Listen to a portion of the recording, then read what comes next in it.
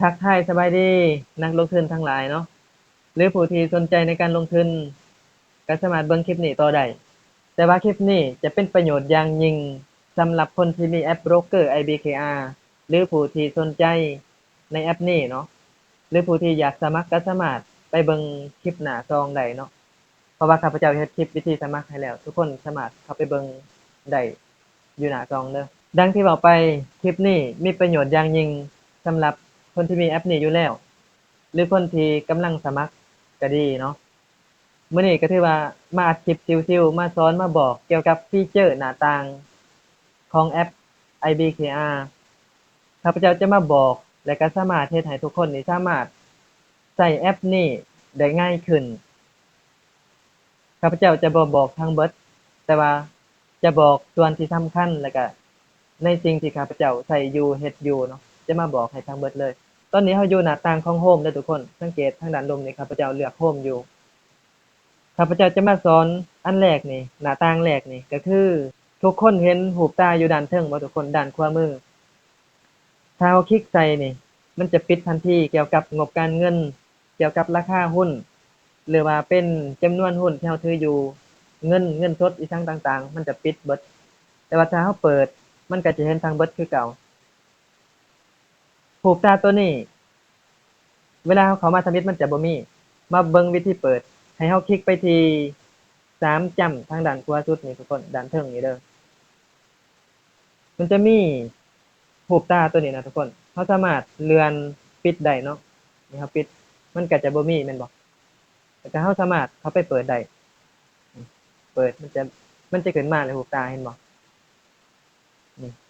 และทางด้านซ้ายของรูปตานี่มันจะมีรูปอ่า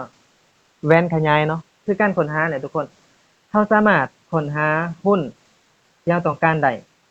เราจะพิมพ์เป็นหุ้นเต็มซื้อหุ้นเต็มหรือว่าตัวย่อก็ได้เราสามารถพิมพ์ได้อันนี้เว้าคร่าวๆไว้ๆโลดเนาะอีกทางด้านขวาของรูปตานี่จะเป็นรูปกล่องข้อความเวลามีหยังเกิดขึ้นเกี่ยวกับพอร์ตหรือมันจะอัปเดตอีหยังต่างๆมันจะส่งข้อความมาทางตัวนี้แหละเนาะมันจะแจ้งเตือนเป็นสีแดงๆจ้ำใส่อยู่นี่คันว่ามันมีหยังนะเราสามารถกดเข้าเบิ่งได้นี่เช่นมันแจ้งเตือนให้ข้าพเจ้านี่นะแต่ว่าอันนี้ข้าพเจ้ากดเข้ามาเบิ่งเบิดแล้วมันก็สีแดงๆอยู่กล่องข้อความเมื่อกี้มันก็จะหายเนาะอันนี้แม่นหน้าต่างของส่วนอยู่เทิงทางด้านขวาที่ว่าเบิดแล้วเนาะแล้วมาเบิ่งทางด้านซ้ายบัดนี้ทุกคนทางด้านซ้ายนี่เราจะเห็นพอร์ตรวมของข้าพเจ้าตอนนี้นี่บวกอยู่102%อันนี้แม่นพอร์ตรวมเด้อ102%ตั้งแต่ข้าพเจ้าเข้าตลาดหุ้นมานี่นะบวกอยู่102%แม่นพอร์ตรวมทั้งหมดอันนี้แม่นโซ่เปอร์เซ็นต์แต่ว่าถ้าเราอยากให้มันโซ่เป็นเงินเด้เราก็สามารถกดคำว่า value นี่ทุกคนนี่มันอยู่ซ้ายขวาบนนี้นะตัวนี้มันก็จะโซ่จำนวนเงินทั้งหมดที่อยู่ในพอร์ตทั้งต้นทุนทั้งกำไรนี่ทุกคนเห็นบ่เราสามารถปรับเปลี่ยนได้แล้วก็กราฟหุ้นเราสามารถเลื่อนได้เด้อทุกคนกราฟหุ้นนี่นะนี่เราสามารถเลื่อนได้เราอยากเบิ่งช่วงใดเดือนใดวันที่ใดเราก็สามารถเลื่อนได้แล้วก็ทางด้านลมมันจะมีนี่ก็คือตั้งแต่เราเข้ามาตลาดทั้งหมดจนฮอดปัจจุบันส่วน1 Y นี่ก็แม่น1 ปีเนาะนี่1ปีบวก94เห็นบ่ตั้งแต่ต้นปีจนตอนนี้ก็บวก94 3เดือนเด้39นี่เราสามารถเลื่อนได้บัดนี้เรามาเบิ่งทางด้านเทิง3ขีดนี่ทุกคนตัวนี้สำคัญเด้อนี่มันจะโชว์ UID เราทางเทิงแล้วก็มันจะโชว์เงินของเราทั้งเรากำไรมื้อนี้แล้วก็เงินทั้งเบิดอีหยังมันก็โชว์อยู่บ่นี้แหล้วเนาะบ่ที่นี่ข้าพเจ้าบ่ได้โชว์แม่นบ่แล้วก็ deposit fund นี่ก็คือถ้าเราอยากเติมเงินเราก็กดบ่นี้ withdraw นี่ก็ถอนเงินแต่ว่าข้าพเจ้าหน้านี้ข้าพเจ้าจะบ่สอนหลายข้าพเจ้าจะสอน2บอนที่สำคัญอยู่หน้านี้เนาะก็คือ setting กับ two factor นี่ทุกคนเอามาเบิ่ง setting ก่อนเนาะกดเข้าไปแล้วข้าพเจ้าก็บ่สอนอีกหลายหลวงบ่นี้นะข้าพเจ้าจะสอนอันเดียวที่มันสำคัญนี่ก็คือให้เรากดเข้า display นี่ทุกคนนี่มันจะมีให้พอร์ตเราเป็นสีดำหรือว่าสีขาวนี่นะนี่สีแจ้งเห็นบ่นี่สีดำตัวนี้ก็ดำคือกันแต่ว่าข้าพเจ้าใส่ดาร์กเนาะเป็นสีดำมันจะสบายตากว่านะตัวนี้สำคัญนะทุกคนเขามารถมาตะบิดหันมันเป็นสีขาวให้อยู่แล้วเนาะแต่ว่านี่เฮามาเปลี่ยนเป็นสีดำมันจริงสิง่าย บ่ว่าคลิปนี้สิยาวหรือบ่เนาะตอนนี้ก็หลายนาทีเติบแล้วผู้ใดอยากใช้ฟีเจอร์ให้มันง่ายก็เบิ่งจนจบได้เนาะผู้ใดบ่จำเป็นกับการใช้ก็บ่เบิ่งก็ได้เนาะและอันที่2ก็คือ Tool เมื่อกี้เขา setting เนาะและอันที่2นี่นะ Two Factor นี่นะถ้าทุกคนอยากเฮ็ดรหัส2ชั้นทุกคนก็สามารถกดเข้าแล้วก็เฮ็ดรหัส2ชั้นรหัสมันสิให้เรา6โต้แล้วก็พยายามจื้อได้รหัสตัวนี้นะเพราะว่าตอนที่เราสมัครใหม่ๆนี่นะทุกครั้งที่เราเข้านี่นะหลังจากประมาณสมมุติว่าเราบ่ได้เข้าพอร์ตประมาณ1หรือ2ชั่วโมงนี่ส่วนหลายมันจะให้เราใส่รหัสคืนในเมื่อเราใส่รหัสแล้วหั่นมันจะให้เราใส่รหัสยืนยันที่มันส่งมาทางเบอร์อีกเทื่อหนึ่งแม่นบ่แต่ว่าถ้าทุกคนเฮ็ด Two Factor ตัวนี้นี่นะมันจะบ่ได้ส่งได้รหัสมาทางเบอร์แต่ว่าเราจะใส่รหัสหน้าจอแทนถ้าเราบ่อยากใส่รหัสหน้าจอเราก็ใส่รหัสที่เราตั้งเป็นรหัส2ชั้นนี่ที่6โต้นะทุกคนแล้วเราก็ใส่ตัวนั้นมันก็ง่ายกว่าเดะสมมุติว่าเรามีลายมือเนาะมันก็ง่ายกว่าเดะสมมุติว่าเราใช้ลายมือหน้าจอนี่นะเวลาเราเข้ามาเราก็บ่ได้กรอกรหัสเราก็บ่ได้กรอกโคดที่มันส่งมาอีกแม่นบ่มันก็ง่ายกว่าเราใส่รหัสหน้าจอเราใส่รหัสใบหน้าเราใส่รหัสลายนิ้วมือแล้วก็ได้เลยนะมันก็สิง่ายกว่านะนี่ก็ถือว่าเบิดล่ะมาเบิ่งตัวใหม่ตัวใดเนาะบัดนี้หน้าโฮมเบิดแล้วเนาะมาเบิ่งหน้า Portfolio ทุกคนเห็นบาลานซ์บ่บาลานซ์ตัวนี้นี่มันจะโชว์เงินเรามันจะบอกทุกอย่างเกี่ยวกับเงินเรานะนี่เช่นเงินของข้าพเจ้าตอนนี้มีส่ำนี้เงินสดมีส่ำนี้เห็นบ่เงินที่สามารถซื้อได้มีส่ำนี้เห็นบ่มันจะบอกเบิดนับแต่เงินที่เรากำไรมานี่มีส่ำนี้เห็นบ่มันจะบอกเบิดนับแต่ปันผลนี่ปันผลแต่ว่าข้าพเจ้าบ่มีปันผลอันนี้แม่นไปไวๆส่วนออร์เดอร์นี่ทุกคนออร์เดอร์นี่มันจะบ่โชว์เนาะมันจะโชว์แต่เฉพาะเวลาเราซื้อหุ้นหั้นน่ะมันจะโชว์หน้านี้แต่ว่าคันเราอยากเบิ่งเราก็สามารถเข้าไป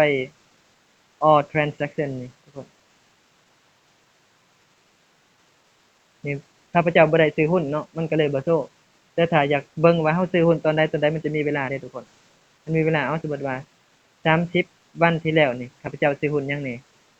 นี่ข้าพเจ้าซื้อหุ้นเดียวคือ Process ที่ข้าพเจ้าลงคลิปล่าสุดนี่แล้วมาเบิ่งเทรดนี่เทรดนี่ก็คล้ายๆกับตัวเมื่อกี้นี่แหละมันจะมีออร์เดอร์มีเทรดเห็นบ่ออร์เดอร์มันก็เข้ามาตัวเก่านี่เด้เห็นบ่นี่ตัวเก่าตัวนี้คือสิไปไวอยู่บอกคร่าวๆให้ทุกคนแล้วก็แล้วคลิปนี้ชิวๆแล้วมาเบิ่ง watch list watch list นี่ก็สำคัญนะทุกคน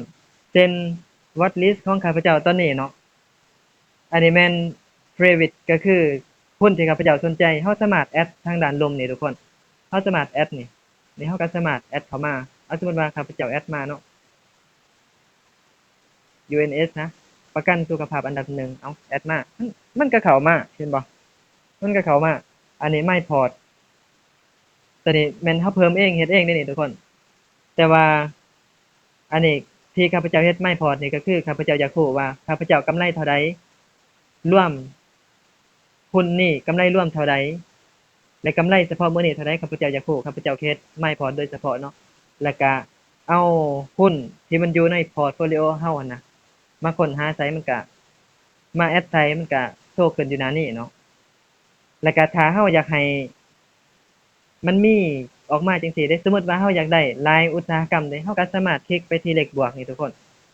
คลิกเข้าไปนี่มันจะมีตัวเก่าของข้าพเจ้าก็คือ Sell in the Future ก็คือหุ้นที่ข้าพเจ้าจะขายในอนาคตอิหยังหั้นนะมันก็มีเนาะแต่ว่าถ้าเรา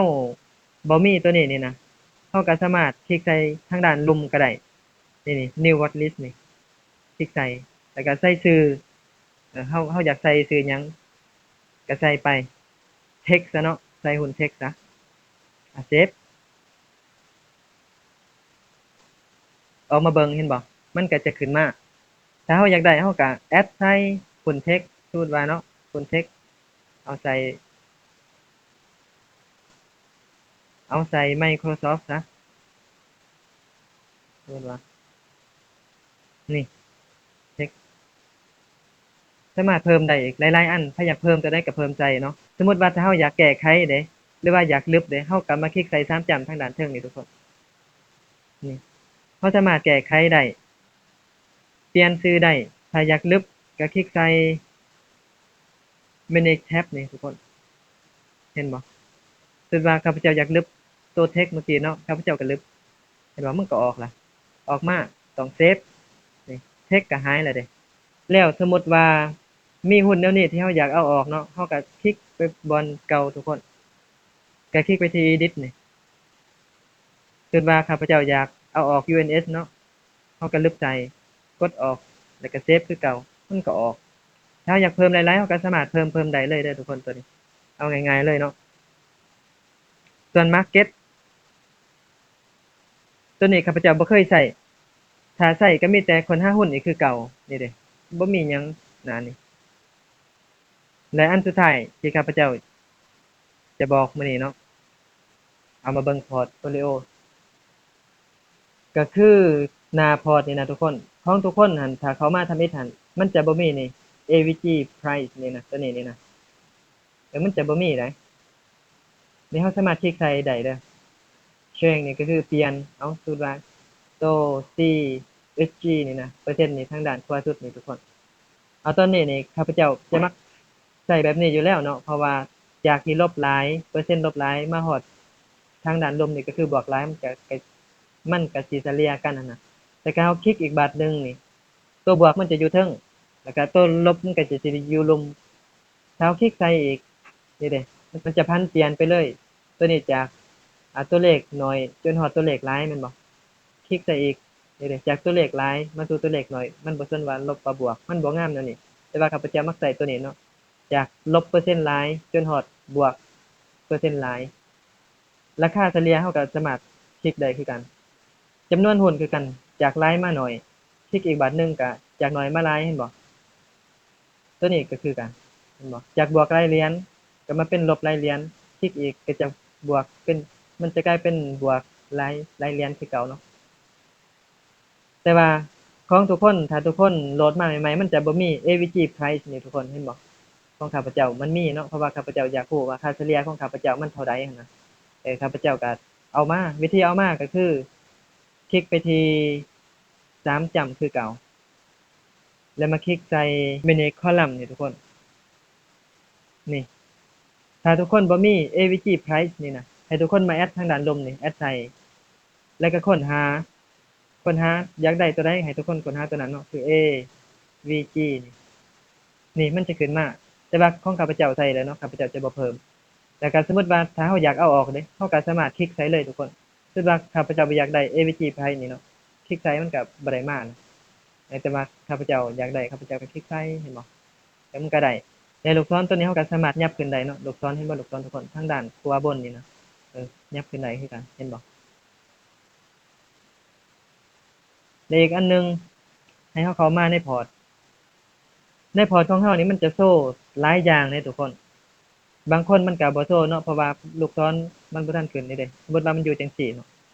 ให้ทุกคนบีบลูกศรทางด้านขวาบนนี่มันก็จะลงมาเห็นบ่มันจะโชว์นับแต่ตั้งแต่ตลาดเปิดจนฮอดตลาดปิดมันจะโชว์ราคาสูงสุด52 week high 52 week low PE ปันผลบ่แล้วก็หุ้นนี่เป็น market cap เท่าใดเห็นบ่เป็นหุ้นกลางหุ้นน้อยหุ้นจิ๋วหรือว่าหุ้นใหญ่มันจะโชว์บอกค่า PE เท่าใดมันก็จะโชว์บอกแล้วก็สิ่งสำคัญถ้าทุกคนอยากให้มันมีก็คือกราฟนี่นะทุกคนกราฟนี่ถ้าทุกคนเข้ามาเบิ่งนี่เนาะถ้าทุกคนเข้ามาเบิ่งนี่มันจะบ่งามพอปานใดเห็นบ่กราฟหุ้นนี่นะมันบ่งามแม่นบ่ถ้าทุกคนเข้ามาเบิ่งตัวนี้ปั๊บนี่ให้ทุกคนมาเปลี่ยนบอนแท่งเทียนนี่ทุกคนแล้วให้มาเปลี่ยนเป็น Heiken Ashi นี่มันจะเป็นกราฟงามแม่นบ่กราฟงามแม่นบ่มันจะงามกว่ามันก็สิสบายตากว่านะอันนี้ข้าพเจ้าสอนแต่ส่ำนี้เด้อมันก็สามารถเลื่อนเบิ่งได้แต่ว่าแนะนำแท้ๆก็คันเป็นไปได้ก็ไปเบิ่งกราฟอยู่ TradingView ก็คือสิง่ายกว่าเนาะแล้วเรามาเบิ่งทางด้านลมก่อนซะเนาะคือด้านขวานี่มันจะโชว์ตอนนี้นี่มันจะโชว์หุ้นบวกของข้าพเจ้านี่มันจะโชว์เป็นเหรียญเนาะ มันจะโชว์เป็นเหรียญแต่ถ้าเฮาคลิกอีกบัตรหนึ่งนี่มันจะโชว์เป็นเปอร์เซ็นต์ตัวนี้น้อยคนได้สิวนี่เห็นบ่ทุกคนแล้วก็ทางด้านซ้ายนี่นะมันจะโชว์จำนวนหุ้นแล้วก็ average price ก็คือค่าเฉลี่ยของเฮาว่าเฮาได้หุ้นนี้เฉลี่ยเท่าใดแต่ถ้าเฮาอยากรู้หลายกว่านี้ให้เฮาเลื่อนขึ้นมันจะโชว์ทุกอย่างเลยนับแต่ตัวนี้มันก็โชว์เปอร์เซ็นต์นี่กับจำนวนเหรียญที่มันบวกแล้วก็เงินเฮาทั้งหมดของบริษัทนี่มันมีเท่าใดค่าเฉลี่ยเฮาเท่าใดต้นทุนเฮาเท่าใดมันก็สิโชว์บวกมื้อนี้เท่าใดบวกทั้งหมดของบริษัทนี้เท่าใดเห็นบ่มันจะโชว์หลายเนาะอันนี้เป็นความรู้อีกอย่างหนึ่งบางคนรู้แล้วก็สามารถเลื่อนคลิปได้ก็ได้เนาะตัวนี้มาสอนเฉพาะมือใหม่แท้ๆเนาะแล้วทุกคนเบิ่งว่ามันมีของข้าพเจ้านี่มันมี indicator เนาะของทุกคนเข้ามานี่มันจะบ่มี indicator ได้คือแนวรับนี่นะมันจะมีแนวรับแนวต้านเนี่ยทุกคนแต่ว่าเวลากดเข้าไปแล้วมันบ่เห็นเนาะกราฟนี่นะกราฟเห็นบ่ทุกคนสีฟ้าสีเหลืองสีเขียวนี่นะของทุกคนมันบ่มีนะวิธีเพิ่มก็ง่ายๆคือการให้กดไปที่ตั้งค่านี่ทุกคนที่ตั้งค่ามันจะมีกราฟ3กราฟให้เฮาเลือกนี่คือกราฟนี่เนาะมันจะเป็นเดี๋ยวมันโหลดก่อนนี่มันจะเป็นกราฟจังซี่มันจะเบิ่งยากแม่นบ่ส่วนกราฟที่2นี่มันจะเป็นแท่งจังซี่มันก็บ่งามเพราะฉะนั้นให้ทุกคนเลือกเอาตัวนี้ตัวที่3มันจะงามแม่นบ่มันจะเบิ่งง่ายแต่ว่าถ้าเฮาอยากได้ indicator แนวรับ3อันคือของข้าพเจ้านี่ให้ทุกคนมาคลิกใส่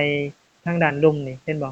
ของข้าพเจ้านี่มันจะมี3อันทางด้านลุ่มนี่นะ indicator ที่มันเขียนนี่ถ้าเราอยากปิดมันก็ปิดมันก็จะบ่มีเห็นบ่แต่นี่ข้าพเจ้าเปิดนี่เด้3อันเราสามารถแก้ไขได้ว่าเราอยากได้แนวรับเท่าใด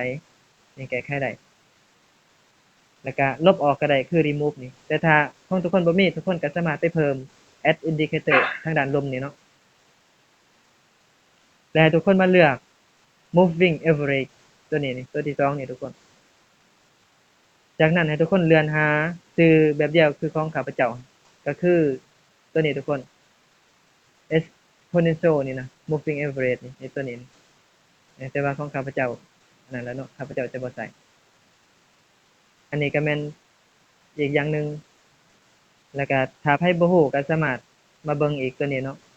มันจะเป็น time frame คือตัวนี้นี่ time frame day เนาะข้าพเจ้าจะมาเปลี่ยนเป็นให้เข้มก่อนตัวนี้เป็น time frame day ก็คือแท่ง1แท่งต่อ1มื้อเนาะแต่ถ้าเราอยากเบิ่งหลายๆมื้อบัดเดียวเราก็สามารถเป็น1วีกได้ตัวนี้มันจะมาเปลี่ยนเป็น1แท่งต่อ1อาทิตย์อีกบัดเห็นบ่แสดงว่าหุ้นนี่แต่ละอาทิตย์นี่มันจะบวกหลายขนาดเห็นบ่มันเขียวแสดงว่าหลายทิศแล้วได้ที่มันบ่ได้ติดลบเราก็สามารถเบิ่งได้เนาะแต่ว่ารวมๆแล้วพวกนี้เราสามารถเบิ่งใน TradingView คือสิง่ายกว่านะทุกคนมาต่อคลิปกันเป็นมื้อใหม่เนาะมื้อนี้ก็ถือว่าเป็นมื้อวันเสาร์เป็นมื้อตลาดปิดเนาะข้าพเจ้าตัดต่อคลิปบัดนี้ยังรู้สึกว่าตัวเองบอกบ่ทันเบิดก็เลยว่าสิมาบอกอีกจักเล็กจักน้อยเนาะแว่นขยายนี่ทุกคนมันจะมีทุกหน้าเดะหน้าโฮมก็มีแว่นขยายอยู่เทิงให้เราค้นหาหุ้นหั้นน่ะทุกคนพอร์ตโฟลิโอนี่ก็มีเราอยากค้นหาเราก็ค้นหาเทรดนี่ก็มีเราค้นหาอยู่นี่เลยทุกคนหรือถ้าเราบ่อยากค้นหาอยู่นี่ถ้ามันมีขึ้นให้แล้วอยู่นี่เนาะตัวนี้นี่มันจะเป็นหุ้นใดที่เราค้นหานี่มันจะขึ้นมาอยู่นี่สมมุติว่าข้าพเจ้าค้นหา CG ซะเนาะเป็นหุ้นพลังงานนิวเคลียร์แค่เราค้นหาซื่อๆนี่มันก็มาอยู่แล้วเดะ CG นี่นะทุกคนคันเราค้นหาหุ้นอื่นมันก็จะขึ้นมาเป็นล่าสุดโลดเนาะเออ watch list นี่ก็มีทุกคนให้เราค้นหาเห็นบ่อยู่เทิงมันก็อยู่ market ก็มีเห็นบ่และอันที่ข้าพเจ้าอยากมาสอนเติมเนาะเกี่ยวกับหุ้นที่เราถือเราเบิ่งอยู่ไสว่าหุ้นเทคเราถือจักเปอร์เซ็นต์หุ้นยาวถือจักเปอร์เซ็นต์หุ้นพลังงานเราถือจักเปอร์เซ็นต์หุ้นอวกาศเราถือจักเปอร์เซ็นต์อิหยังต่างๆหั้นน่ะทุกคนให้ทุกคนกดเข้าไปที่ portfolio ตัวนี้เนาะ analyze เนี่ยทุกคนเมื่อเข้ามาแล้วเนาะมันจะโชว์หน้าแดชบอร์ดนี่ทุกคนให้ทุกคนเลื่อนมาทางลุ่มสุดเลยนี่มันจะโชว์ว่าตอนนี้เราถืออิหยังแหน่ในพอร์ตหลายที่สุดหั้นน่ะตอนนี้ดังที่เราเห็นพอร์ตนี่ใหญ่กว่าหมู่ในนี่ของข้าพเจ้านี่จะเป็นสีส้มเนาะ Industrial ก็คือพวกยานยนต์อวกาศ อันนี้ Healthcare เห็นบ่ก็ถือว่ายังหลายอยู่ได้หุ้นยาที่ข้าพเจ้าถือนี่ตัวนี้อาจจะแม่น Tech เห็นบ่ Tech Tech อันดับ3ยากับ Tech ส่วนที่สำคัญเนาะเดี๋ยวสิปรับพอร์ตก่อนเอาหุ้นยาลงแหน่หน่อยหนึ่งนี่มันจะบอกนี่สาธารณูปโภคเขาถือส่ำใดนี่ Financial ก็คือการเงินเขาถือส่ำใดเห็นบ่เงินสด3เหรียญ Telecom ตัวนี้เนาะ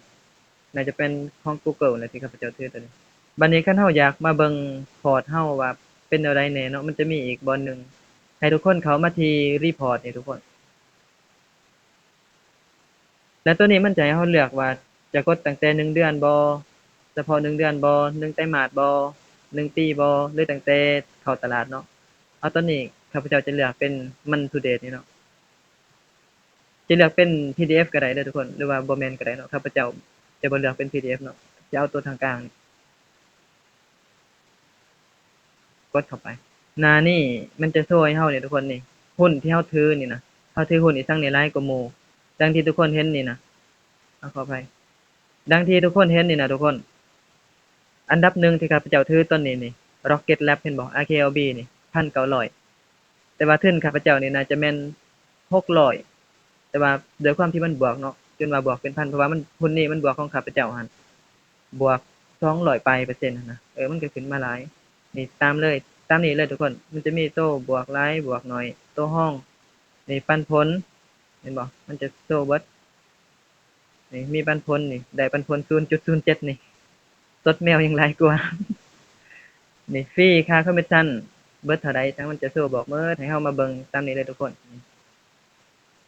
ให้ตอนนี้เฮาลองเลื่อนมาอยู่รุมเนาะมันจะบอกเบิดทุกคนนี่พอร์ตเฮาคือกันมันจะโชว์พอร์ตเฮาคือกันนี่สีส้มนี่สีส้มนี่ออเทอร์เนาะคือว่าอื่นๆนั่นนะเพราะว่ามันจะโชว์แม่ทัพตัวนี้เฮาสามารถไปเบิ่งแม่ทัพห้องแม่ทัพอีกทางใดเนาะเห็นบ่ Rocket Lab เป็นแม่ทัพ Nvidia เป็นห้องแม่ทัพแต่ว่าเงินสดของข้าพเจ้านี่ข้าพเจ้าลงทุนหลายกว่าหมู่นี่แม่น Nvidia เด้อแต่ด้วยความที่ Rocket Lab นี่มันบวกหลายเนาะมันก็เลยเป็นแม่ทัพแทน Nvidia บวกบ่ฮอด 100% เลย Rocket Lab บวก200ปลายเปอร์เซ็นต์ตามนี้เลยทุกคนแม่ทัพ1ห้องแม่ทัพแล้วก็ห้องๆๆลงมาอันนี้ตามสัดส่วนเฉลี่ยเลย800 700 700ลงมาเนาะแต่มันจะโชว์อยู่นี่อีกทุกคนนี่หุ้นที่เราถือนี่นะทุกคนหุ้นที่เราถือตัวนี้แล้วมันจะโชว์ว่ามันอยู่ในเซกเตอร์ใดอยู่ในอุตสาหกรรมใดมันจะโชว์อยู่นี่เนาะเขามีจักหุ้นมันก็จะโชว์ทั้งเบิดแล้วก็ราคาตอนนี้อยู่ที่ราคาใดมันก็จะโชว์เห็นบ่กำไรเด้กำไรเท่าใดมันก็จะโชว์เบิดก็บ่มีหยังหลายเนาะทุกคนก็ถือว่าคลิปนี้ขอจบลงเพียงส่ำนี้เด้อทุกคนเด้อขอขอบใจที่ทุกคนมารับชมรับฟังจนฮอดตอนนี้เนาะขอปิดคลิปลงเพียงส่ำนี้ทุกคนพ้อกันคลิปหน้า